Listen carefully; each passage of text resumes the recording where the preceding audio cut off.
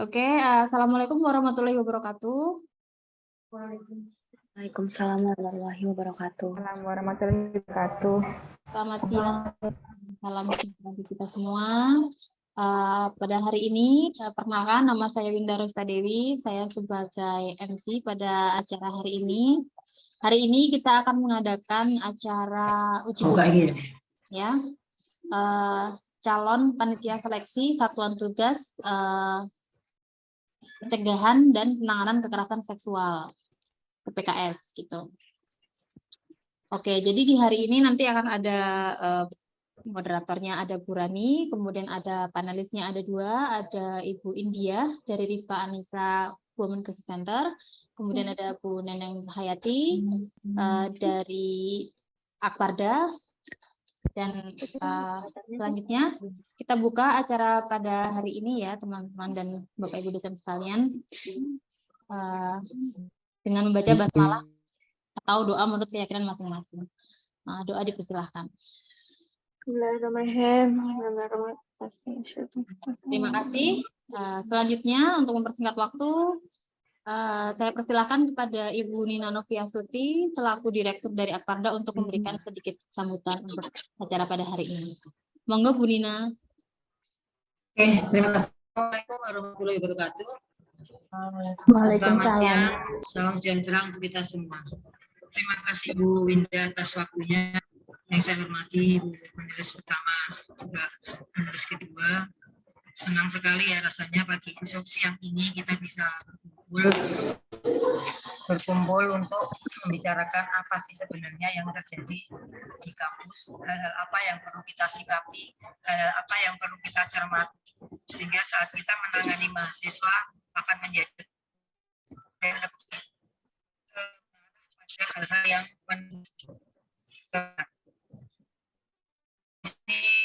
mengucapkan terima kasih ya Bu atas inisiasi atau inisiatif yang dilakukan sehingga bisa membentuk satgas ini nanti, sehingga yang terjadi pada mahasiswa bisa ditangani secara lebih profesional.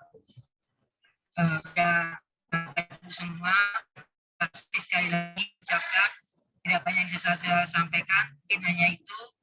Akhir kata, selamat siang. Waalaikumsalam warahmatullahi wabarakatuh. Terima kasih atas sedikit sambutannya dari Ibu Nina Noviasuti selaku Direktur dari Akparda. Selanjutnya akan saya persilakan kepada Ibu Asmarani Februandari sebagai moderator untuk memimpin jalannya acara pada hari ini. Pada Bu Rani saya persilakan. Monggo Bu. Terima kasih Bu Winda. Selamat siang semuanya, adik mahasiswa, juga Ibu Bapak yang sudah hadir di dalam meeting uji publik calon panitia seleksi satuan tugas pencegahan dan penanganan kekerasan seksual PPKS Akparda pada siang hari ini. Siang hari ini kita akan mendengarkan ya paparan dari dua orang panelis. Pertama adalah Ibu Andari. Beliau ini adalah Direktur dari Rifka Anissa Women's Crisis Center. Ibu India ini berlatar belakang pendidikan psikologi dari lulusan tahun 2011 dan mempunyai cukup banyak sejarah berorganisasi dan pengalaman terkait dengan ada gender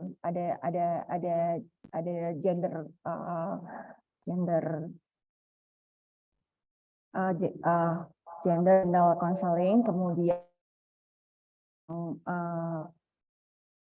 penanganan seksual, kekerasan seksual oleh anak-anak gitu ya.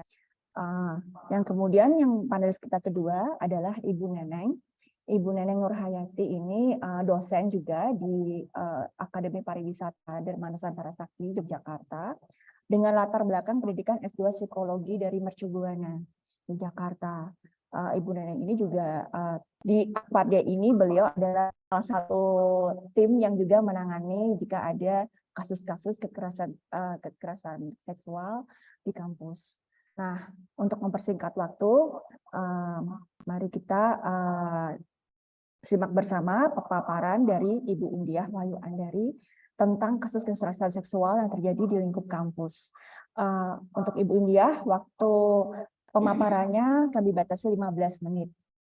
Ya, monggo Ibu Indiah untuk memaparkan paparannya. Terima kasih. Oke, baik. Terima kasih Ibu Rani atas kesempatannya. Suara saya cukup jelas? Jelas, Ibu. Oke, baik. Oke, tiba-tiba hilang. Oke, baik. Terima kasih. Bismillahirrahmanirrahim. Assalamualaikum warahmatullahi wabarakatuh. Salam sejahtera untuk kita semua. Yang kami hormati Ibu Nia Noviastuti, Direktur dari Akda, dan juga rekan-rekan peserta uji publik calon pansel PPKS ya di Akparda. Baik, ini karena waktunya singkat sekali, jadi saya akan memaparkan secara ringkas begitu ya, kira-kira tentang tema kekerasan seksual di lingkungan kampus. Mohon next, Mbak. Ya, jadi seperti kita tahu pada dewasa ini sebenarnya bukan hanya akhir-akhir ini ya, tapi mungkin teman-teman juga sudah cukup lama mendengar ataupun menyimak kasus-kasus kekerasan seksual itu marak jadi di mana-mana ya, tidak hanya di kampus tapi di berbagai tempat gitu. Dan salah satunya memang di lingkungan pendidikan baik dasar, menengah, termasuk juga perguruan tinggi. Nah, ada suatu studi begitu ya yang dilakukan oleh WHO maupun tahun 2016 juga KPPPA juga melakukan studi tentang prevalensi kekerasan terhadap perempuan di Indonesia. Secara umum hasilnya hampir mirip. Kira-kira prevalensinya itu 1 dari 3 perempuan pernah mengalami kekerasan fisik atau kekerasan seksual. Nah, sebenarnya prevalensi ini kan cukup memprihatinkan ya, cukup besar. Dan kalau kita amati secara umum, korban itu rata-rata adalah berjenis kelamin perempuan seperti itu. Dan juga berusia muda gitu, anak ataupun remaja. Ini suatu fenomena yang menarik untuk disimak. Kenapa kok korban perempuan? Laki-laki menjadi korban ada, tetapi secara jumlah banyak perempuan. Mohon lanjut, Mbak. Ya, kekerasan seksual sendiri apa? Kita semua yang ada di sini saya yakin sudah membaca Permendikbud ya nomor 30 tahun 2021 menjadi dasar juga akhirnya kegiatan ini terlaksana. Kekerasan seksual sendiri adalah perbuatan merendahkan, menghina, melecehkan, atau menyerang tubuh atau fungsi reproduksi seseorang karena ketimpangan relasi kuasa dan atau gender yang berakibat penderitaan psikis dan fisik yang termasuk mengganggu kesehatan reproduksi dan hilang kesempatan melaksanakan pendidikan dengan aman. Jadi ada beberapa unsur penting di sini. Ada situasi perbuatan ya, merendahkan, menghina, melecehkan, menyerang. Ada ketimpangan relasi kuasa, ada ketimpangan gender, dan itu mengakibatkan penderitaan pada korban. Ini beberapa poin untuk kita melihat sebuah fenomena peristiwa itu, ini masuk kekerasan atau bukan ya. Kita lihat apakah perbuatan itu mengandung unsur kekerasan seksual, ada relasi kuasa di dalamnya, ada konstruksi gender yang terjadi di dalam perbuatan itu, yang melatar belakangi perbuatan itu, dan ada nggak yang menderita dari hasil yang diakibatkan oleh peristiwa tersebut. Karena poin ini penting karena kadang-kadang kalau kemudian kita nanti vis a vis gitu ya, pelaku sama korban misalnya, yang satu akan berversi saya mendapat serangan kekerasan seksual, yang satu akan mengatakan tidak, itu kan suka sama suka, bukan kekerasan seksual sama sekali. Nah, kita bisa berpijak dari sini. Si korban mengalami penderitaan atau tidak. Penderitaannya apa? Nah, bisa psikis, bisa fisik, dan mungkin juga dia kehilangan kesempatan untuk ke kampus dengan aman karena dia ketakutan dan lain sebagainya ya. Berarti itu kekerasan seksual, kurang lebih seperti itu. Mari kita lanjutkan. Karena tadi kita melihat ya, ada situasi di dalam definisi tadi juga dijelaskan, salah satu latar belakangnya itu adalah karena ada ketimpangan gender seperti itu. Maka kita akan melihat kekerasan seksualnya ini itu berbasis gender. Berbasis gender itu apa? Si korban mendapatkan suatu serangan secara seksual karena anggapan terhadap gendernya. unsur-unsur kita melihat sebuah peristiwa itu masuk kekerasan seksual atau tidak itu lihat satu bahwa tindakan tersebut bernuansa seksual. Yang kedua ada hubungan kekuasaan yang tidak seimbang di dalamnya. Misalnya itu dosen sama mahasiswa, nah kan jelas tuh timpang sekali. Rektor dengan staf misalnya, ya itu juga timbang dan sebagainya. Kemudian tadi ada berakibat penderitaan, bertentangan dengan kehendak korban. Jadi korban itu tidak menghendaki. Di dalam Permendikbud itu juga ditegaskan ya bahwa ada pentingnya ada concern atau persetujuan. Jadi kalau tidak ada persetujuan itu bertentangan dengan kehendak korban. Kemudian alasan dari peristiwa itu terjadi ada norma gender di dalamnya dan itu bisa terjadi di ruang publik maupun privat. Bisa saja terjadi di lingkungan kampus, bisa saja terjadi di lingkungan privat, di kos-kosan misalnya, di rumah pelaku, rumah korban dan lain sebagainya. Mari dilanjutkan. Dari Permendikbud diatur ada 21 bentuk kekerasan seksual, nanti bisa lihat ya, secara umum bentuknya berupa fisik, non-fisik, verbal, bisa juga di masa sekarang berantarai teknologi informasi dan komunikasi. Nah, dalam pengalaman kami di Rifka Anissa, bentuk-bentuk kekerasan seksual itu kemudian secara peristiwanya menjadi tidak sederhana ya karena kemudian ada banyak hal terlibat, misalnya relasi personal yang terlibat. Misalnya ada beberapa kasus mahasiswa modusnya adalah dipacari gitu oleh dosennya, dilakukan pendekatan dulu secara personal, di WA, didekati, yang ujung-ujungnya sebenarnya adalah mengincar pelayanan seksual. Bahkan salah satu klien saya waktu itu juga dikondisikan gitu ya, dikondisikan kemudian akhirnya menjadi will dari dosen, menjadi will wanita idaman. Jadi si dosen sudah punya istri, kemudian dia dijadikan will. Modusnya adalah itu dengan pendekatan seperti orang tua, kemudian pengobatan. Nah, jadi si dosennya yang ini karena dosen budaya, itu ilmu budaya, kemudian menyampaikan ke mahasiswanya, kamu ini kena guna-guna, kamu harus dibersihkan secara spiritual dan lain sebagainya. Nah, akhirnya percaya dan karena dia menganggap ini ayahnya seperti itu, akhirnya dia sering ke ruangan si dosen untuk kemudian si dosen melancarkan modus-modusnya sampai akhirnya ya sebenarnya ujung-ujungnya adalah mengincar pelayanan seksual dari mahasiswa. Ada seperti itu ya, jadi memanfaatkan pendekatan secara personal seperti itu, baik dosen mahasiswa maupun antar mahasiswa senior junior pun banyak kita temuin seperti itu. Lalu di dalamnya ada relasi kuasa juga, misalnya seperti ketika melakukan bimbingan seperti kan bimbingan skripsi dan lain sebagainya, kan ini relasi kuasanya sangat timpang. Nah, di sini kan celah-celah untuk memanfaatkan peluang itu dilakukan oleh pelaku. Atau karena ini kampus pariwisata ya, saya kira juga bisa memberi perhatian pada tugas-tugas praktek. Nah, karena peristiwa yang terjadi di masa praktek itu juga cukup banyak, karena kan mahasiswa dilepas keluar kampus gitu ya, masuk ke sebuah lingkungan kerja di mana relasi kuasanya sangat timpang sekali. Dia mahasiswa magang, berhadapan dengan supervisor, dengan manajemen dan lain sebagainya. Di sini juga sangat rentan terjadi kasus-kasus pelecehan seksual dan lain sebagainya dengan berbagai modus seperti itu. Nah, dan juga itu tadi yang secara online itu juga saat ini juga perlu kita perhatikan. Mari kita lanjutkan. Kekerasan seksual sendiri sebenarnya dampaknya banyak. Nah, saya kira nanti karena panelis kedua Ibu Neneng banyak membahas tentang psikologi, saya tidak akan banyak membahas tentang dampak terhadap korban ya. Namun secara umum kenapa kemudian kampus juga perlu memberi perhatian, karena dengan adanya maraknya kekerasan seksual ini ada penurunan produktivitas secara umum, produktivitas belajar, produktivitas kerja, karena kekerasan seksual juga bisa terjadi sesama karyawan di lingkungan kerja kampus begitu ya. Kemudian karena ada konflik yang begitu banyak akibat dari kekerasan seksual ini, akhirnya keberhasilan untuk mencapai target lembaga itu juga menurun. Lalu kepuasan kerja bagi staf juga akan menurun. Kan kalau kita bekerja di lingkungan yang tidak nyaman gitu, jadi males gitu ya. Termasuk mahasiswa pun juga akan males.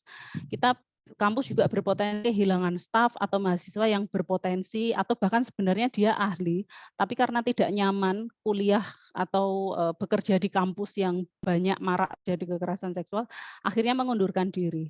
Atau kampus terpaksa memecat dosen yang potensial karena dia menjadi pelaku kekerasan seksual misalnya.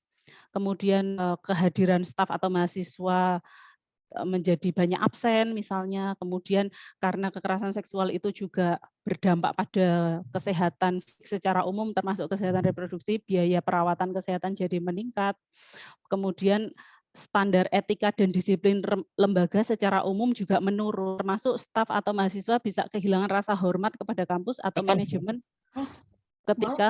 ketika dilakukan pembiaran ya. Jadi kampus tutup mata dan membiarkan peristiwa kekerasan seksual itu terjadi.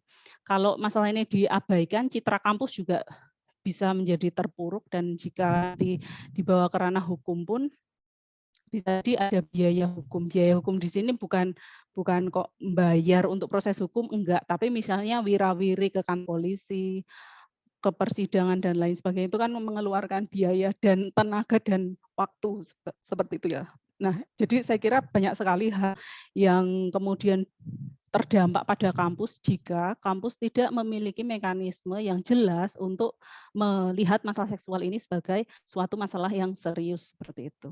Lanjut, Mbak.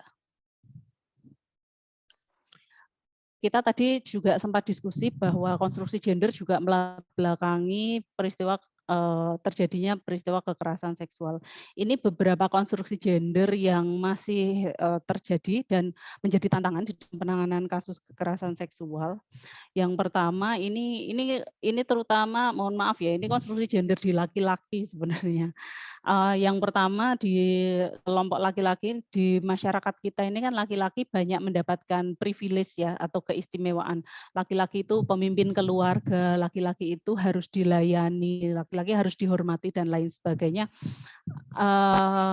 Karena diberi privilege keistimewaan itu, dia kemudian terbiasa untuk merasa saya punya hak untuk dilayani, termasuk mendapatkan pelayanan seksual. Akhirnya dalam konteks kekerasan seksual ada istilah sexual entitlement.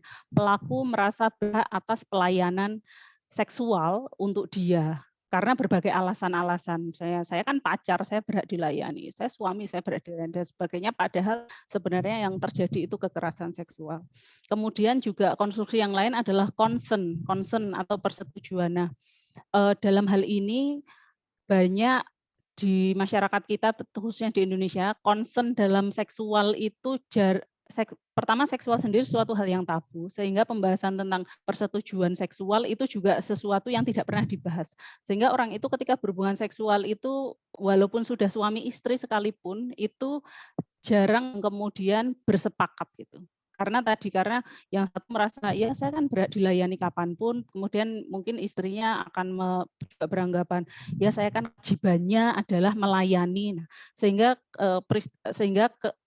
hubungan seksual itu terjadi tanpa kesepakatan, padahal yang satu berkeberatan. Dan laki-laki tidak dilatih untuk mengenal concern, padahal laki-laki secara budaya kita diberi tadi keistimewaan, dia biasanya menjadi penentu dalam sebuah hubungan, kapan berhubungan seksual, mau dengan gaya apa, sebagainya. Nah, yang ketiga yang juga menjadi tantangan saya kira terkait pansel, terkait petugas Satgas PPKS nanti adalah ini yang paling berat, norma sosial yang menormalisasi kekerasan seksual. Ada pewajaran misalnya. Aku tinggal 3 menit lagi ya. Oh ya, ada pewajaran kekerasan seksual itu terjadi, misalnya wajarlah laki-laki itu ngomongin porno, wajarlah laki-laki itu men-sweet dan lain sebagainya.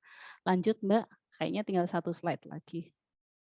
Nah, yang terakhir di sini saya hanya menekankan kembali kenapa pentingnya ada Satgas PPKS nanti, karena kekerasan seksual ini memang masalah personal bagi korban dan pelaku, tetapi sebenarnya secara umum dia itu adalah masalah struktural dan sistem sekaligus.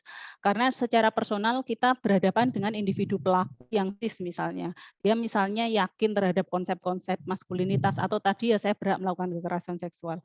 Lalu kita juga harus melihat bukan hanya secara personal ini, tetapi coba lihat di institusi kampus kita secara umum. Jangan-jangan institusi sosial kita itu juga seksis. Institusi yang seksis itu gimana? Institusi yang kemudian membenarkan atau membiarkan tadi, ya wajarlah kayak gitu aja kok, dipermasalahkan. Ini memang mahasiswa ini sukanya baper misalnya seperti itu. Mungkin institusi kita yang seksis, pimpinan-pimpinannya yang belum terbuka dengan isu dan lain sebagainya. Dan yang terakhir ada tatanan sosial, mungkin tatanan sosialnya seksis tadi. Selain institusinya secara sistem juga jangan-jangan ada budaya atau kultur yang menormalkan kekerasan seksual. Oke, saya kira itu sebagai pemantik. Semoga nanti kita bisa diskusi lebih lanjut. Terima kasih. Saya kembalikan kepada Mbak Ibu Rani.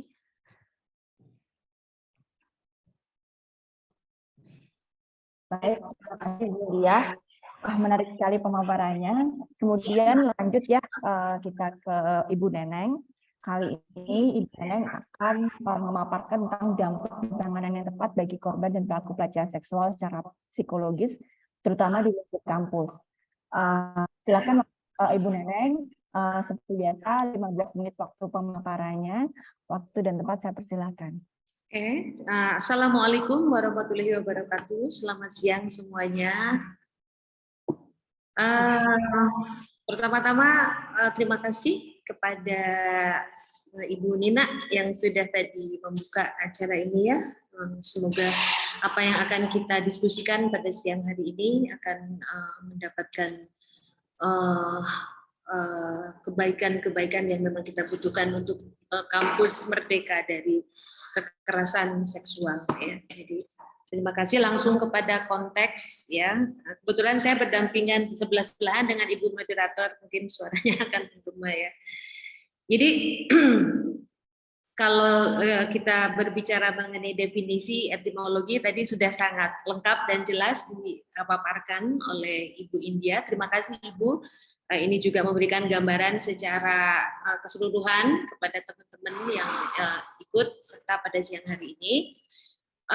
Di ranah psikologi, mungkin saya akan lebih sharing, ya, memberikan pengalaman-pengalaman bagaimana beberapa kali saya saya sebelum pandemik itu beberapa kali, mungkin lebih dari 4 atau 5 kali saya menangani kasus-kasus kekerasan seksual di lingkungan kampus, gitu ya. Jadi kalau bicara mengenai dampak yang luar biasa adalah memang secara aspek psikologi penurunan gairah hidup, ya, stres, depresi yang akan dirasakan oleh para korban yang terlihat nyata, kemudian akan berdampak kepada lebih jauh berdampak kepada motivasi semangat hidup ya. Jadi mereka depresi, marah, kecewa, kehilangan semangat hidup dan sebagainya gitu. Sampai di titik para korban ini memang dipaksa harus untuk berani speak up gitu ya. Jadi saya akan share beberapa kasus sekitar 4-5 tahun yang lalu. Tadi kalau Ibu India bicara mengenai konstruksi gender, ini ada yang lucu Bu. Jadi yang terjadi itu di sini adalah kebalikan. Yang bukan apa yang saya tangani itu lebih kepada kebalikan ya. Jadi ini nggak tahu fenomena apa ya. Jadi yang saya tangani ini korbannya laki-laki Bu ya. Ini juga salah satu fenomena yang kita harus mulai melek bahwa situasi sudah berubah seiring dengan perkembangan zaman gitu ya, bahwa ternyata secara konstruksi gender ini ada pergeseran dari yang tadinya wanita menjadi korban, dan di sini laki-laki gitu ya juga bisa menjadi korban kekerasan seksual. Jadi memang isu ini harus saya munculkan karena memang ini fakta di sekitar kita. Sudah ada pergeseran fenomena ya. Jadi kalau dilihat dari pengalaman saya bagaimana menangani, kebetulan para korban itu mampu untuk untuk berbicara, maksudnya berani speak up gitu ya. Jadi dari beberapa korban itu langsung menghubungi saya dan ada yang saya mendapat informasi dari teman. Jadi dalam hal ini lingkungan juga memang harus dikondisikan untuk mulai merapatkan barisan ya, karena kita tidak tahu bisa itu terjadi dengan dirinya atau mungkin temannya. Jadi nanti awareness literasi mengenai bagaimana hal apa yang harus segera dilakukan jika terjadi ada pelecehan seksual di lingkungan mereka di kampus gitu ya. Jadi memang semoga perbicaraan siang hari ini kita bisa lebih membuka wahana-wahana yang lebih produktif, yang lebih preventif untuk secara cepat nanti bagaimana kami bisa langsung merespon menangani para korban gitu ya. Nah, jadi dari kasus 3 sampai 5 kasus itu 3 yang terjadi terhadap laki-laki, yang 2 terjadi terhadap wanita. Ya, di sini ada relasi kuasa, tentu itu betul yang saya tangani begitu. Jadi kelima kasusnya itu memang kalau setelah saya lihat, saya cek semua memang itu terjadi karena relasi kuasa. Ya, bahwa mahasiswa dalam hal ini dianggap sosok yang lemah, yang bisa dianggap sederhana, disepelekan. Nah, itu secara sadar, secara langsung dan tidak langsung itu terjadi oleh di sini bukan dengan lingkungan lain ya, unfortunately di sini dilakukan oleh dosen gitu ya. Dan kenapa saya berani sharing di sini, kasus ini sudah tertangani dengan baik dan dosen yang bersangkutan juga sudah diberhentikan secara tidak hormat saat itu juga gitu ya. Jadi kita di sini akan belajar bagaimana mencegah atau apa yang bisa dilakukan oleh kampus supaya hal-hal yang demikian tidak perlu terjadi lagi ke depannya gitu ya. Jadi merapatkan barisan dengan mahasiswa secara keseluruhan, meliterasi mereka, cepat merespon dan empati harus segera disampaikan juga kepada mahasiswa. Dan ada juga masalah seksual ini tidak hanya di ranah budaya patriarki gitu ya, dari yang kuat kepada yang lemah. Tapi di sini juga saya mulai concern, mulai sadar bahwa terjadi akhirnya merasa dilecehkan padahal dilakukan secara sukarela dan ada kesepakatan, yaitu mereka teridentifikasi melakukan satu hubungan percintaan dalam seiring berjalannya waktu, salah satu merasa hanya dilecehkan gitu ya. Nah, ini juga akan segera kami jadikan momentum untuk ke depannya Satgas ini akan mungkin nanti lebih dimaksimalkan di berbagai macam aspek, karena berdasarkan kejadian-kejadian itu tidak hanya konstruksi gender dari yang kuat ke yang lemah, tapi ternyata juga banyak kasus asusila seperti ini juga dilakukan secara sadar dan sukarela, tapi pada nanti seiring jalan malah merasa itu jadi ada pelecehan, karena memang terdampak secara psikologis luar biasa. Beberapa yang saya tanganin juga kehilangan motivasi belajar sehingga mereka berkeinginan untuk mengakhiri kegiatan perkuliahan ya, dan itu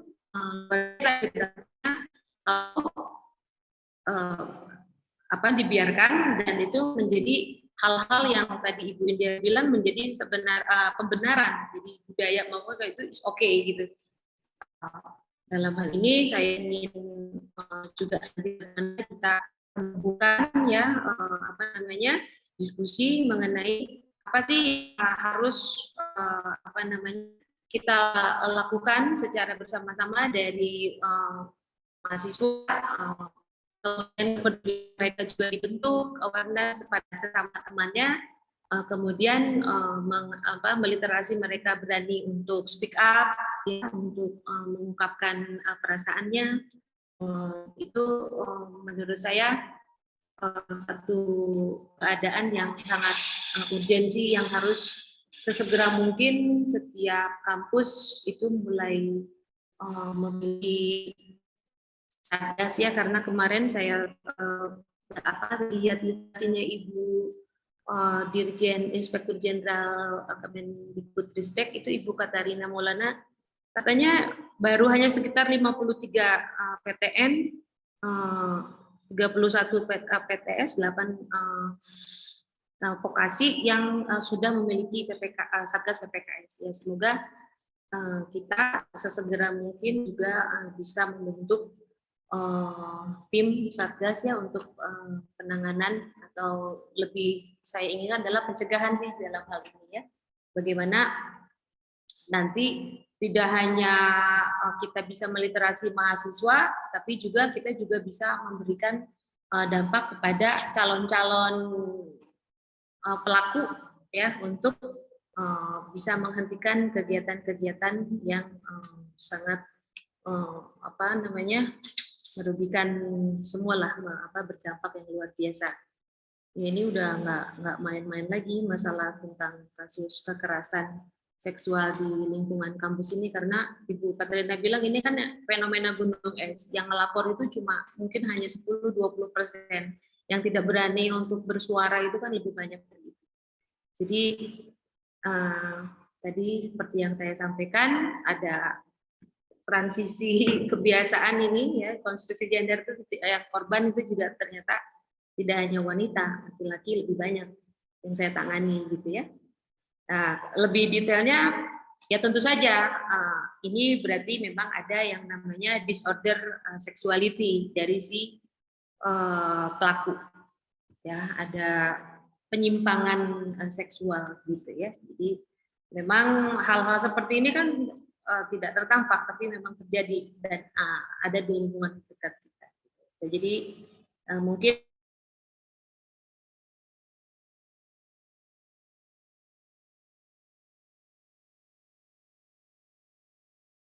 kita bisa menekan angka atau bisa menghilangkan itu sasaran kita bersama. Ya, kurang lebih seperti itu mungkin dari pengalaman-pengalaman yang saya tanganin, ya normatif aja yang saya tanganin sampai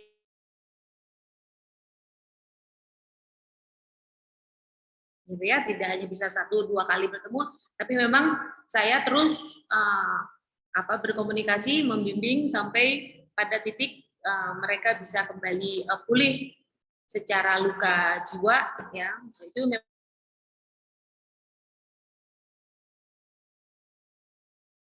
pendampingan bagi para korban tersebut. Alhamdulillah semuanya clear yang saya tangani, semuanya kembali menjalankan kehidupan normal kembali, dan pelaku sudah tidak ada lagi di kampus.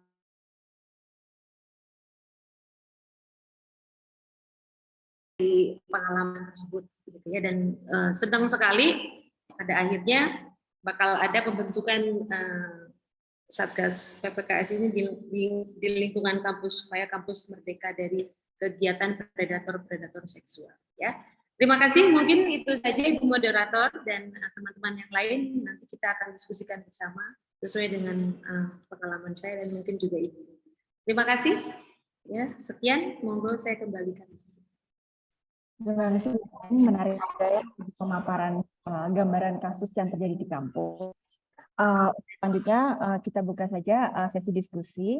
Di sini peserta bisa bertanya langsung dengan cara raise hand, atau mungkin juga dari panelis juga bisa misalnya ingin bertanya atau menanggapi, bisa juga nanti yang pertama yang raise hand, nanti raise hand pertama yang akan yang akan dipersilahkan untuk berbicara. Monggo, mungkin bisa dari pihak mahasiswa atau dari pihak panelis, mungkin jika ada yang ingin ditanyakan, dikonfirmasi. Kita buka 3 pertanyaan dulu ya. Raise hand.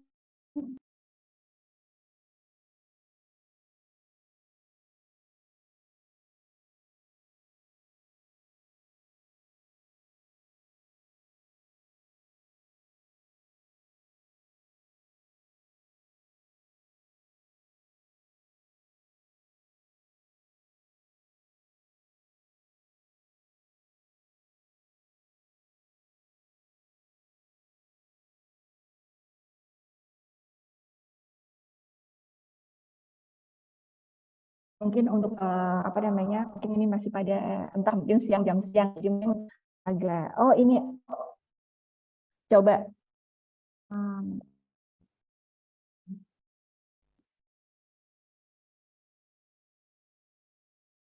mungkin untuk panelis ya, silakan mungkin bertanya dahulu, nanti para peserta bisa merespon. Monggo Bu India dan Bu Neneng kalau ada yang mau ditanyakan.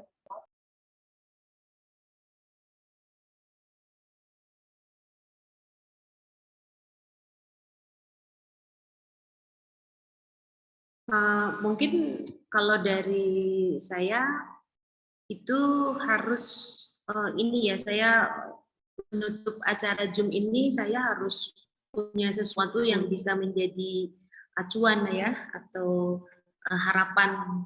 Jadi bagaimana sih ini target apa, sasaran dan target siang ini kita melakukan Zoom meeting ini. Jadi ini yang harus mungkin kita luruskan bersama gitu ya. Jadi saya berharap sekali teman-teman di sini bisa, maksudnya apa sih harapan, keinginan nanti keinginan ya untuk kita harus bagaimana dengan pembentukan Satgas ini. Jadi mungkin ada Om Kuku mungkin mau menyampaikan statement, saran atau harapan kepada kami yang baru mau memulai bekerja. Iya, Om Kuku. Mau bicara, Om Kuku? Ya, terima kasih. Saya ingin mengucapkan terima kasih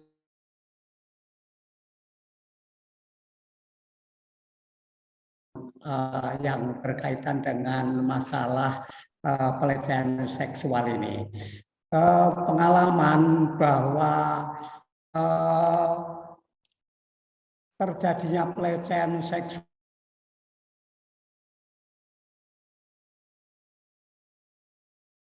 ini disebabkan masalah ekonomi. Pengalaman yang saya amati terutama di perguruan di luar Jawa. Ini pengalaman.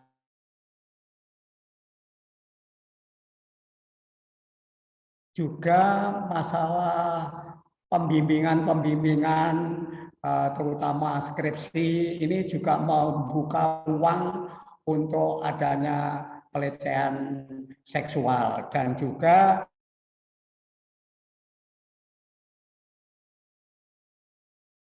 ujian negara dulu ini juga ada istilahnya jalur-jalur bagaimana untuk dapat lulus ya, ini juga menimbulkan masalah pelecehan seksual. Kemudian selama beberapa tahun saya sebagai tenaga pengajar itu kok tidak ada artinya dosen wali atau bahwa mahasiswa itu kan di bawah perwalian dosen, artinya di bawah bimbingan dosen. Misalnya satu dosen itu membimbing atau sebagai kanselor mahasiswa, terutama dalam proses belajar mengajar agar mahasiswa itu cepat menyelesaikan studinya. Namun di luar itu sebenarnya dosen kanselor itu bisa memberikan membantu mahasiswa dalam hal tidak masalah perkuliahan, tapi juga bisa dalam hal masalah-masalah pribadi mahasiswa itu sendiri. Mungkin masalah-masalah pacar, masalah ekonomi dan sebagainya. Jadi di sini saya menghimbau kepada terutama akademi ini supaya setiap mahasiswa itu ada dosen pembimbingnya, ada kanselornya, sehingga masalah-masalah yang dihadapi oleh para mahasiswa, baik itu laki-laki atau perempuan, ya terutama perempuan ini, saya kira dengan adanya dosen pembimbing atau konselor ini bisa mengatasi baik itu masalah pribadi atau masalah kaitannya dengan proses belajar mengajar atau pencapaian belajarnya sehingga cepat selesai, tidak merupakan beban bagi orang tuanya. Jadi saya lagi dalam akademi ini, mahasiswa itu harus dikelompokkan menjadi beberapa asuhan dosen pembimbing, sehingga pertama untuk melancarkan studinya mahasiswa, kemudian juga kalau ada masalah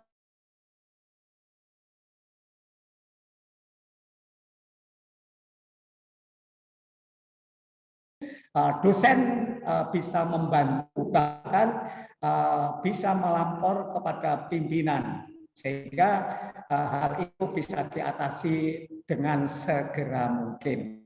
Terima kasih.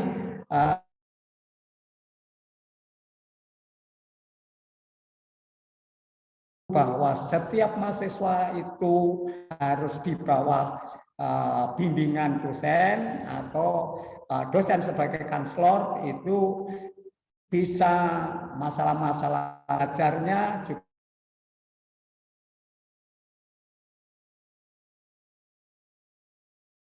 Saya kembalikan. Terima kasih Bu atas saran cukup menarik ya.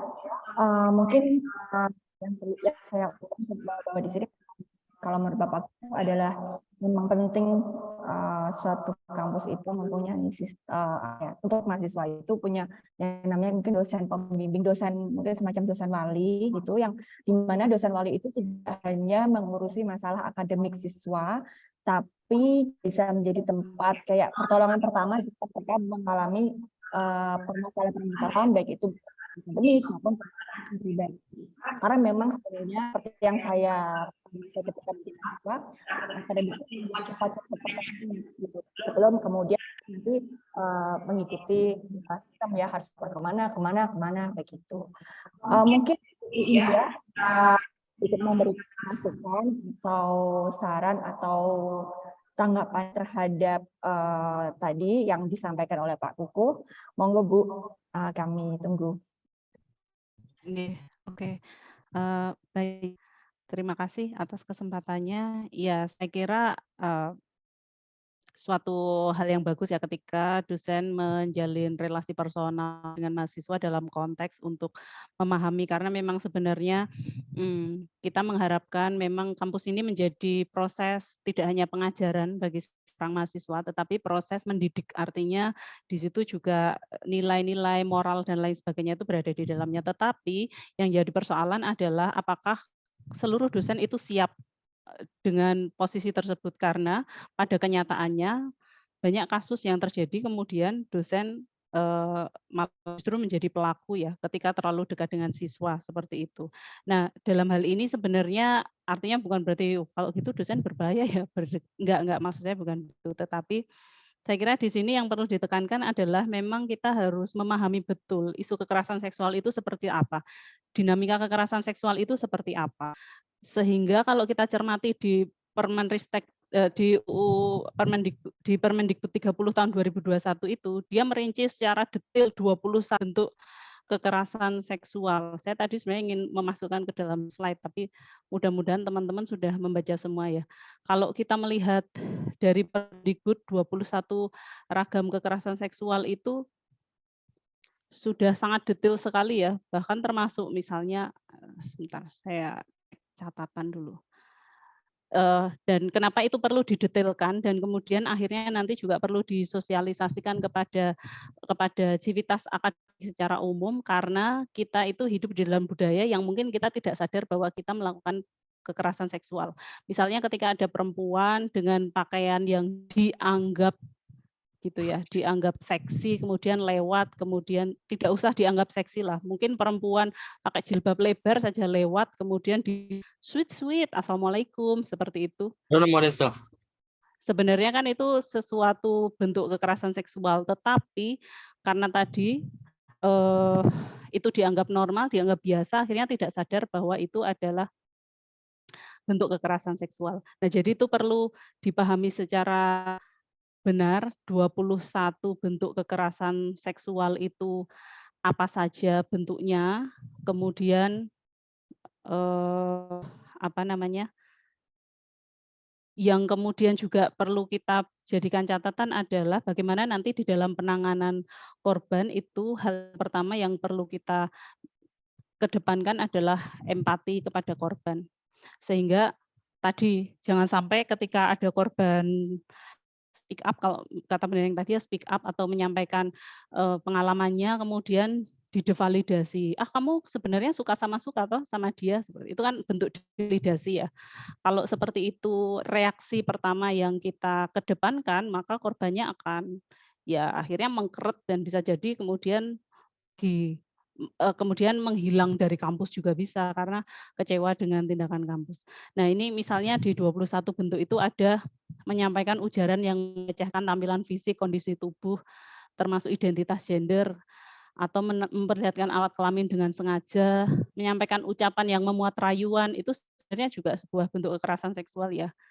Halo cantik, seperti itu. Misalnya, ini kalau dalam pengalaman sehari-hari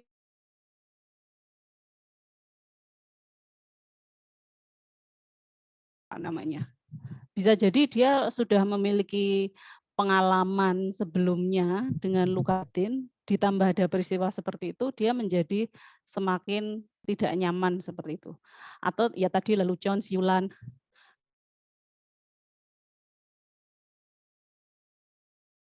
Atau membuat korban merasa tidak nyaman, itu juga sebuah bentuk kekerasan seksual. Hanya menatap loh, hanya melihat dari atas sampai bawah, dari atas sampai bawah. Itu juga bentuk kekerasan seksual. Mengirimkan pesan, lelucon, gambar, foto, audio, atau video bernuansa seksual, meski sudah dilarang sama korban. Sekarang kan juga ada misalnya stiker WhatsApp seperti itu ya. Stiker WhatsApp itu kan lelucon saja, tetapi di dalam konteks kekerasan, di dalam konteks yang diatur oleh Permendikbud itu bisa menjadi salah satu bentuk kekerasan seksual. Mengambil, merekam, mengedit foto, rekaman audiovisual yang bernuansa seksual, mengunggah foto tubuh atau informasi pribadi korban yang bernuansa seksual.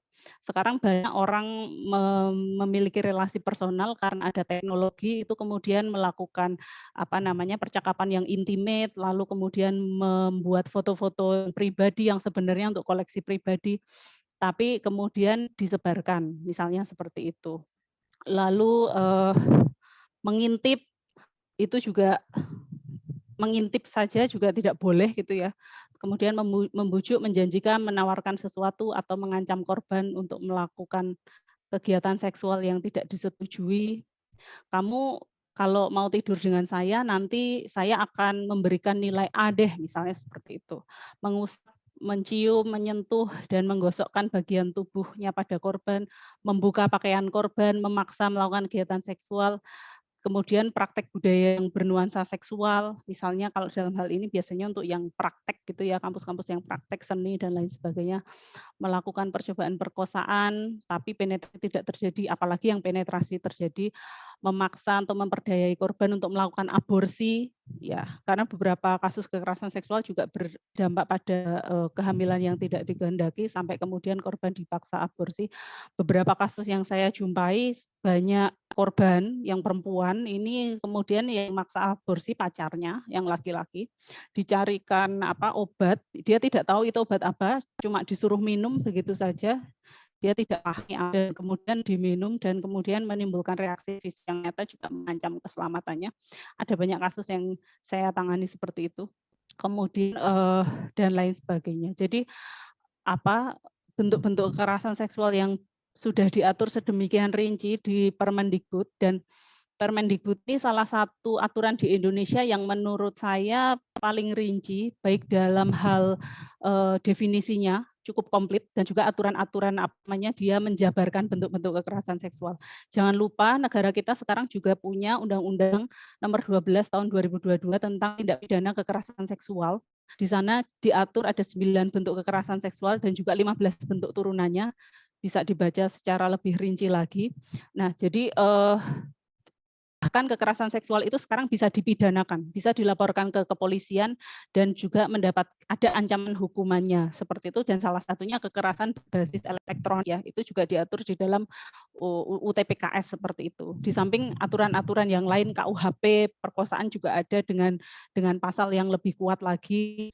Lalu kemudian di lingkungan kerja sekarang juga ada keputusan Menteri Tenaga Kerja. Ini karena Akademi Pariwisata, saya yakin nanti akan banyak alumninya yang juga turun ke ini ya, magang misalnya, magang di perusahaan, entah hotel dan lain sebagainya di lingkungan kerja. Itu sekarang Institut Kerja itu juga diwajibkan oleh Kementerian Tenaga Kerja untuk membuat satuan pencegahan dan penanganan kasus kekerasan seksual untuk menjaga agar lingkungan kerja itu tetap aman. Nah, kalau kasus kekerasan seksual itu hanya terjadi pada satu atau dua orang, kita bisa bilang itu kasuistik, itu memang orangnya aja yang nggak benar, itu memang orangnya aja yang salah. Tapi kasus kekerasan seksual itu tidak hanya terjadi pada satu atau dua orang, ini terjadi pada banyak orang, di banyak tempat, dengan pola yang hampir sama. Maka itu tadi yang saya maksud, kekerasan seksual itu bukan kasus personal, tapi kasus struktural. Karena kita berada di sebuah sistem budaya yang melanggengkan kekerasan seksual sendiri terjadi, termasuk kita. Kita sendiri mungkin adalah bagian dari yang melanggengkan kekerasan seksual ketika kita melakukan pembiaran. Nah, jadi bagus sekali ketika kemudian Akprada dalam hal ini kemudian menginisiasi ada Satgas gitu ya, pencegahan dan penanganan kasus kekerasan seksual. Ini adalah salah satu bentuk komitmen dari kampus untuk melakukan pendekatannya secara struktural juga, jadi bukan personal lagi. Secara strukturalnya bagaimana? Nanti Satgas ini, sebenarnya Satgas PPKS itu tugasnya tidak hanya melakukan penanganan kasus, tapi pencegahan. Jadi bagaimana? Apa aturan-aturan yang bisa dilakukan di kampus untuk mencegah kekerasan seksual terjadi? Misalnya itu tentu butuh asesmen ya. Apa sih yang menimbulkan kerentanan kekerasan seksual? Oh ini kalau misalnya katakan ada kesempatan berdua-duaan misalnya ya, itu ternyata bisa rentan, atau ada kesempatan komunikasi yang hanya berdua antara dosen mahasiswa juga rentan disalahgunakan seperti itu. Bisa dibikin aturan misalnya tidak boleh dosen dan mahasiswa berada di satu ruang tertutup berdua, misalnya seperti itu. Atau bukan hanya dosen dan mahasiswa ya, semua sivitas. Misalnya ya, saya berikan contoh saja, ya ada aturan-aturan yang sifatnya struktural seperti itu, termasuk mahasiswa seluruh sivitas akademika dilarang melakukan bentuk-bentuk kekerasan seksualnya, disampaikan di situ melakukan apa, memaksa sivitas lain melakukan kegiatan seksual, mempraktekkan budaya bernuansa seksual dan lain sebagainya yang tadi bisa diadopsi dari aturan Permendikbud. Nah, saya kira itu ya, mudah-mudahan bisa kita paham bersama bahwa kekerasan seksual ini bukan satu kasus yang sederhana memang, bukan satu kasus yang remeh juga, tapi juga bukan kasus yang tidak bisa kita cegah bersama. Nah, jadi saya kira kemudian yang bisa kita lakukan ya itu mengubah budaya yang lebih yang kita bisa menciptakan lingkungan yang aman di lingkungan sivitas kita, itu dimulai dari pemahaman kita terhadap isu ini.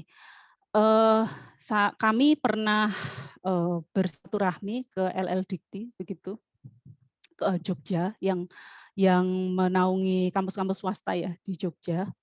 Dan memang dalam aturan dan penerapan Permendikbud 30 ini kemudian akan ada kewajiban seperti itu. Kewajiban dengan untuk persyaratan akreditasi dan lain sebagainya. Mohon ini jangan dipikirkan sebagai sebuah beban ya.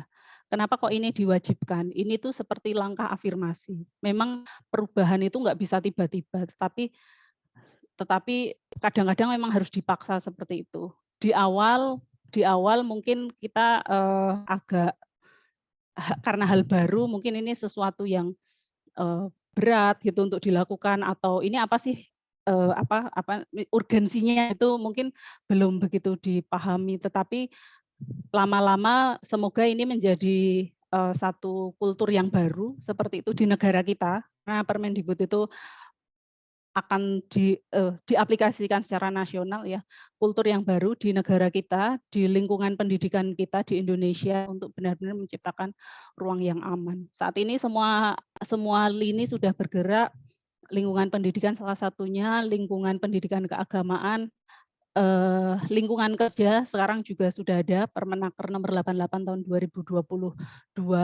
dan saya kira juga mulai digagas juga Permendikbud untuk pendidikan dasar dan menengah yang juga untuk berkaitan dengan pencegahan dan penanganan Satgas. Jadi seperti itu ya, mudah-mudahan yang sedikit ini bisa kita lakukan bersama dengan baik. Dan kami dari Rifka Anissa ini sebuah lembaga layanan di Jogja ya, sangat terbuka untuk berbagai kerjasama jika saya akan datang membutuhkan misalnya kerjasama dalam penanganan kasus atau kemudian penguatan kapasitas kami, karena layanan Rifka Anissa ini digunakan layanan psikologi dan hukum, dan juga shelter, dan juga layanan psikososial, tapi Rifka Anissa juga berjejaring dengan seluruh OPD dan lembaga organisasi pemerintah daerah dan lembaga layanan di seluruh Jogja. Jadi kami semua lembaga layanan di Jogja ini satu jaringan ya, untuk kemudian bisa memenuhi kebutuhan-kebutuhan korban yang beragam itu dengan baik. Saya kira itu Mbak Rani, mohon maaf ini panjang. Enggak apa-apa Ibu, terima kasih sekali atas insight-nya. Mungkin Bu Neneng sebagai yang menanggapi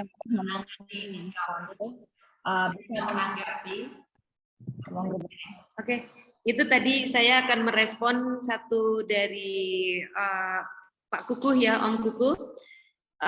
Saran dari Om Kukuh itu bagaimana kalau kita adakan dosen pendampingan ya, semacam konselor kayak gitu. Alhamdulillah semenjak kasus 5 tahun yang lalu itu Om Kukuh, kami sudah melakukan banyak melakukan gimana ada cara-cara preventif supaya kasus-kasus asusila itu tidak kembali terjadi, dan alhamdulillah ampuh sampai detik ini kasus-kasus kekerasan seksual tidak terjadi lagi. Adapun cara-cara yang sudah kami upayakan itu adalah kebetulan di lingkungan sivitas akademis ini kan saya di bagian psikologi gitu. Saya sebagai dosen yang ditunjuk ya, yang selalu harus proaktif meliterasi, biasanya saya panggil ketua kelasnya untuk sebulan sekali, 2 minggu sekali saya ajak ngobrol, saya jemput bola ke mereka, saya bertanya apa yang baru di kelas. Tadi Bu Indira juga menyampaikan ini karena terjadi budaya patriarki gitu ya, dari relasi kuasa. Nah, mahasiswa jadi tidak akan merasa takut untuk curhat karena yang dipilih pun juga dosennya wanita gitu ya.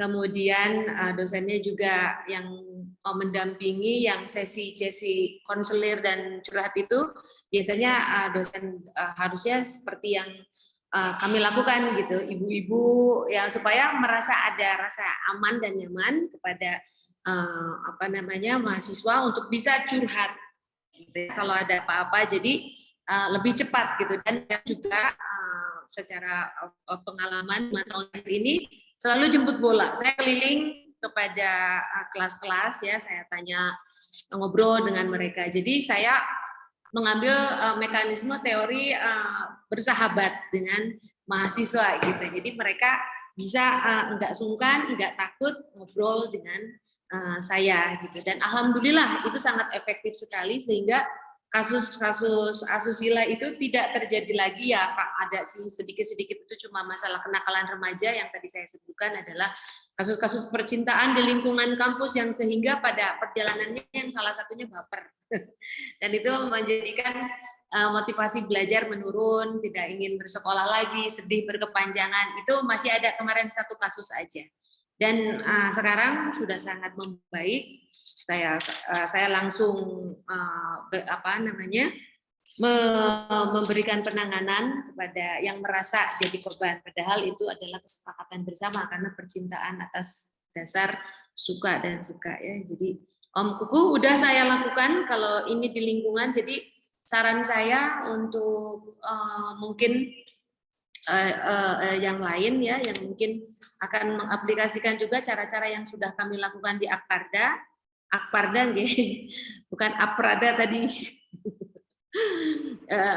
Kami sudah 5 tahun ini belajar dari kasus yang lama, sudah betul-betul merapatkan barisan, kemudian saya juga yang sebagai bidang kemahasiswaan yang ditunjuk oleh pimpinan untuk bagaimana menangani pencegahan ya, karena dalam ranah ini saya lebih setuju seperti tadi Ibu India bilang bahwa lebih baik sih ini mencegah gitu ya. Jadi saya pun juga belajar dari pengalaman, saya sosialisasikan juga kepada dosen-dosen yang yang ada di lingkungan kami bahwa ada cara yang sudah kami lakukan adalah jika itu dosen laki-laki tidak boleh berdua-duaan dengan mahasiswi yang wanita. Sudah kami terapkan. Kalau sistemnya berkelompok, misalnya ada 3-4 orang, silakan bisa melakukan di luar kampus. Karena kadang-kadang ada kegiatan yang di luar kampus. Tapi kami sudah betul-betul mengantisipasi untuk semua dosen yang pria tidak bisa melakukan pertemuan dengan mahasiswi wanita di luar kampus secara berdua-duaan. Dan itu sangat efektif. Jadi ini juga butuh kerjasama ya dari pimpinan sampai ke pada mahasiswa untuk saling untuk menguatkan gitu ya. Dan alhamdulillah semenjak aturan-aturan yang diambil oleh pimpinan kami ya dan betul-betul diterapkan sudah bisa mencegah kelihatannya ya, mencegah hal-hal yang tidak diinginkan itu terjadi. Karena tidak ada kegiatan antara dosen dengan mahasiswa yang bisa dilakukan di luaran kampus. Kampus kami sudah menerapkan itu, alhamdulillah efektif ya. Jadi cara-cara preventif, insya Allah karena kami belajar dari pengalaman yang lalu, sudah kami aplikasikan dan itu sangat efektif, hampir mendekati 100%, tidak pernah ada masalah lagi. Dan itu tadi, mengelola kedekatan antara dosen dengan mahasiswa untuk mahasiswa juga merasa nyaman, merasa aman untuk bisa curhat ya atau apapun. Jadi memang disosialisasikan juga di kampus kami bahwa di setiap kelas sudah tahu bahwa kalau ada keresahan, kesedihan, hal-hal kecil apapun, tidak hanya kasus pelecehan seksual, saya dengan senang hati selalu mendatangi mahasiswa gitu ya, yang pada akhirnya bisa ditangani lebih cepat gitu. Jadi itu pengalaman kami selama 5 tahun semenjak pernah ada kasus asusila dulu, kami belajar menerapkan sistem dan mekanismenya dilakukan sudah, dan itu sangat efektif dan semoga kedepannya kita semua bisa lebih ini lagi lah, kepeduliannya bisa lebih ditingkatkan lagi, dan semoga satgas yang akan dibentuk ini semakin menguatkan dan semakin mengkelirkan supaya kasus-kasus asusila seperti ini tidak terjadi lagi. Terima kasih, Bu Moderator. Terima kasih, Neng. Sebenarnya ini kalau misalnya kita mau diskusi sampai sampai merumuskan bla bla bla itu pasti itu lama banget ya. Dan karena ini waktu memang sudah terbatas, maka mungkin ya dengan sangat terpaksa harus di stop seperti ini. Tetapi mungkin nanti ya ketika kita mulai dalam pembuatan satgas dan kemudian kita mulai mau bikin semacam aturan-aturan yang bisa semakin memperkuat satgas itu, mungkin nanti kita bisa langsung berhubungan langsung dengan Bu Indiah ya.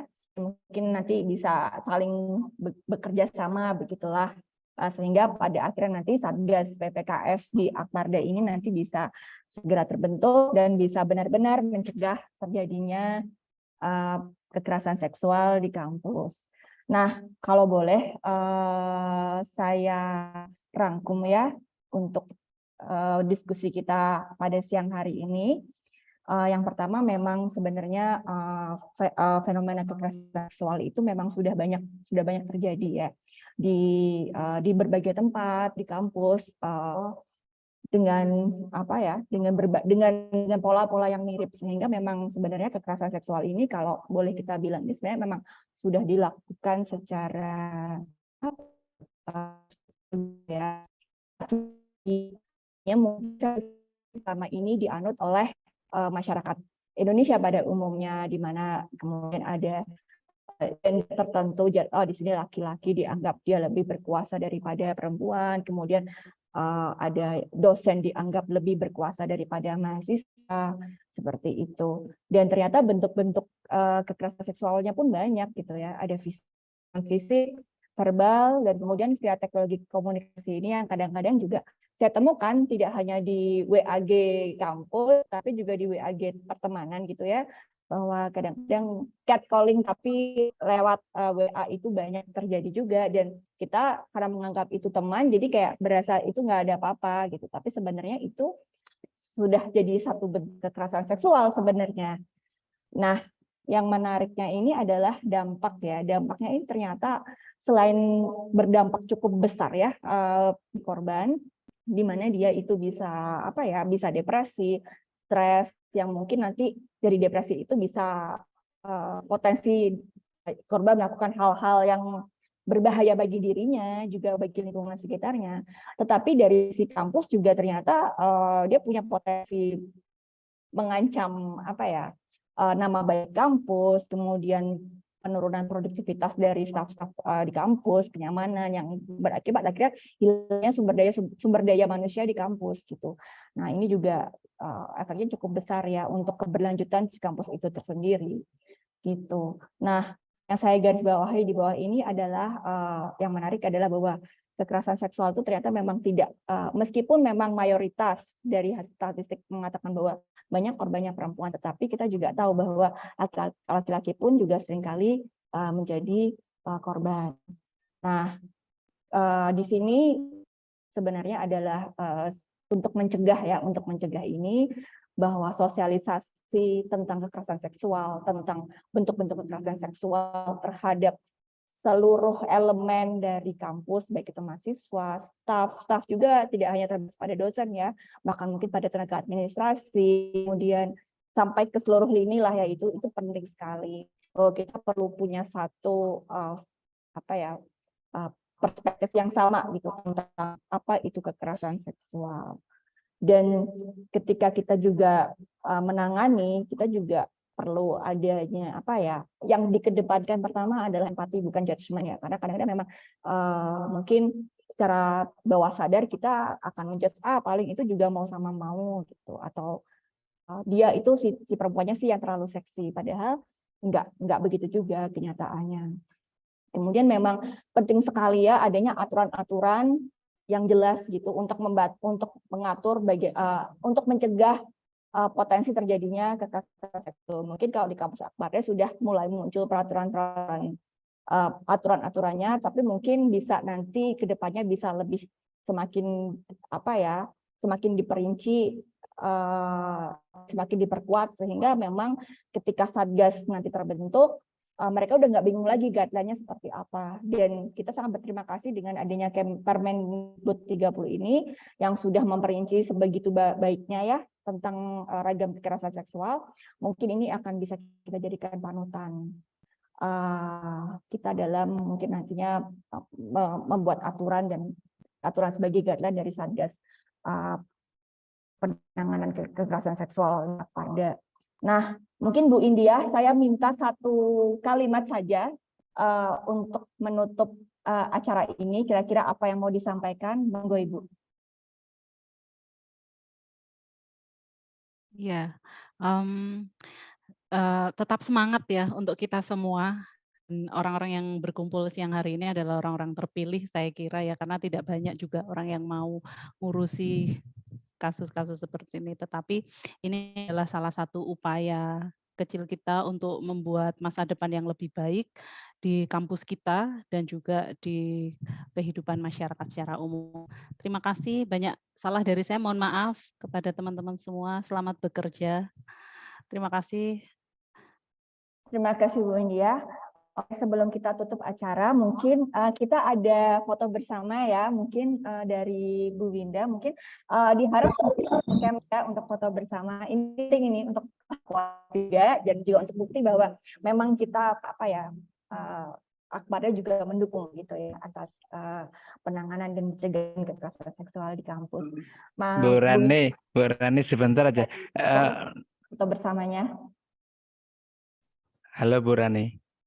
Gimana? Mohon maaf, ini sedikit saja sedikit. Untuk siap. Bu India tadi menyampaikan jika perlu ada MOU bisa gitu ya Bu ya dengan Rifka Anissa. Tentu kami sangat senang sekali Bu India. Ke depannya kami setelah nanti acara ini kami akan menindaklanjuti untuk ada MOU Ibu. Ya jadi artinya ada MOU, kemudian setelah itu ketika kita mau konsultasi ke Bu India kan juga kita sudah punya MOU-nya ya. Jadi kita harus laksanakan MOU-nya itu. Karena ini sebenarnya sudah kita laksanakan baru secara Zoom gitu ya. Ketika nanti ada kasus gitu ya, meskipun nanti tetap Bu Neneng ya yang pertama kali lah yang menangani itu ya Bu Neneng ya. Tetapi ketika kalau kemarin kan kita belum punya satgas gitu ya, apalagi nanti ketika juga sudah punya satgas itu secara legalitas lebih jelas gitu ya, sehingga nanti ke depannya kita pasti berharap yang lebih baik lagi. Begitu ya Bu Indah ya, terima kasih Bu Rani. Baik, silakan Bapak dan juga rekan-rekan semua, kami terbuka, apakah perlu bentuk MOU atau tidak, kami mengikuti saja karena sebenarnya layanan Rifka Anissa ini terbuka untuk misalnya untuk layanan rujukan dan lain sebagainya ya. Mungkin kalau memang menghendaki kerjasama kita bisa berdiskusi terlebih dahulu untuk bisa mengenal gitu ya. Barangkali baru menduga aja kayaknya Rifka Anissa begini-begini ternyata tidak sesuai harapan. Nanti bisa kita diskusikan, tapi yang jelas layanan terhadap perempuan dan anak itu gratis, baik di Rifka Anissa maupun di seluruh lembaga layanan di Jogja, termasuk di Jogja ini sebagai informasi juga provinsi kita ini bisa memberikan layanan pengobatan kesehatan gratis untuk korban kekerasan. Jadi misalnya dia memang korban kekerasan dan membutuhkan tindakan medis seperti itu, kita sudah memiliki mekanisme bakul jam kesos dari Forum Perlindungan Korban Kekerasan atau FPKKDIY. FPKKDIY ini sebuah forum induk yang menaungi lembaga-lembaga layanan di Jogja. Saat ini ada 80-an anggota, Rifka Anissa salah satunya, dan kami membuat mekanisme ini. FPKK ini juga wadah untuk melakukan advokasi kebijakan ya terkait penanganan kasus seperti itu. Karena kadang-kadang kekerasan seksual ini bisa jadi butuh visum gitu ya, misalnya ke rumah sakit, atau misalnya dia ternyata mengalami terdampak infeksi menular seksual berkepanjangan butuh pengobatan bisa, atau dia mengalami kehamilan tidak dikehendaki dan kehamilannya itu butuh penanganan medis, operasi dan sebagainya. Itu di Jogja bisa gratis. Tapi dengan mekanisme yang sudah diatur, monggo nanti bisa kerjasama dengan Rifka Anissa kalau misalnya wilayahnya Non Sewu Akprada ini alamatnya di mana ya? Di wilayahnya masuk kota Ibu, Jalan Kota Bintaran ya? Kidul nomor 12 ya. Oh, di Bintaran Kidul ya. Kota juga memiliki namanya UPT DPPA Kota Yogyakarta, itu Women Crisis Center juga milik pemerintah, itu jejaring kami. Biasanya kami ya bersama-sama sih menangani, bisa ditangani Rifka, bisa ditangani UPT Kota yang itu milik pemerintah seperti itu yang kami ini. Monggo Pak silahkan mungkin di kesempatan yang berbeda bisa diskusi lebih lanjut seperti itu ya, hal-hal yang bisa kita kerjasama di masa yang akan datang, kami sangat terbuka. Dan kami mendukung terbentuknya Satgas PPKS di Akprada ini. Benar ya? Akparda, nggih. Akademi Pariwisata. Matur nuwun sangat Bu India. Nusantara Sakti. Tetap semangat semuanya. Terima kasih. Terima kasih. Baik, Mungkin kita foto bersama dulu ya. Mungkin Bu Winda bisa memandu kami untuk foto bersama. Monggo Bu Winda. Oke, terima kasih Bu Rani. Bagi para teman-teman yang belum on cam, dimohon untuk on cam ya. Kita akan ambil foto dulu.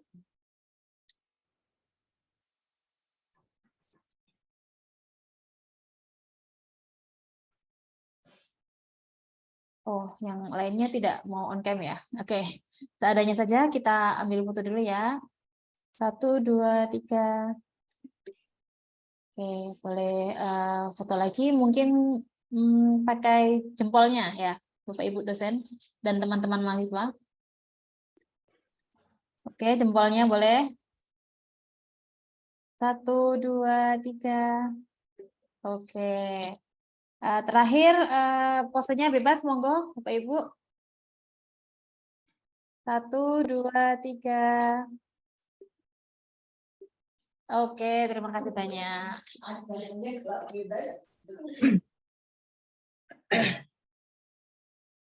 Selanjutnya saya persilakan Ibu MC untuk menutup acara ini. Baik, terima kasih Ibu Rani atas bersamai kami ya memimpin jalannya acara pada hari ini. Terima kasih juga saya ucapkan kepada Ibu India dan Ibu Neneng sebagai panelis pada hari ini, juga kepada Bu Nina selaku direktur dan dosen-dosen serta atendik dan juga mahasiswa-mahasiswi yang sudah bergabung pada acara pada hari ini. Kedepannya kita akan segera membentuk satgas sesuai dengan apa yang sudah ada di peraturannya ya. Kita akan follow up selanjutnya, nanti mungkin akan ada pemberitahuan lebih lanjut. Sebelum kita tutup, mari kita membaca berdoa terlebih dahulu. Berdoa sesuai keyakinan masing-masing. Berdoa dipersilahkan.